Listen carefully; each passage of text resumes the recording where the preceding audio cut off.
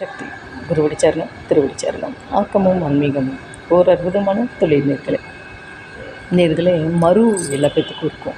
அதுக்கு ஒரு அருமையான 3 டிப்ஸ் சொல்கிறேன். ஒன்றுன்னா என்னென்னு கேட்டிங்கன்னா, வெங்காயத்தை நறுக்கி இடிச்சிருங்க. சாறு இருக்குங்களா, அந்த சாறில் கொஞ்சோண்டு சால்ட்டை போட்டுட்டு பேஸ்ட் மாதிரி இருக்கும். அந்த மறு இருக்கிறலக்க வச்சிங்கன்னா மறைஞ்சு போகும். அதாவது மறைஞ்சு போகணும்னா உதிர்ந்துடும்.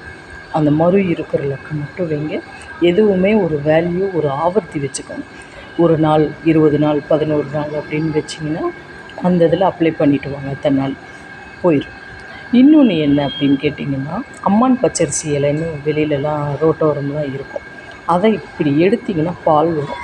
அந்த இதை எடுத்து அப்ளை பண்ணினீங்கன்னா உதிர்ந்துடும். இது முன்னோர்கள் சொன்ன அருமையான ஒரு சொல்லிட்டு போயிருக்காங்க.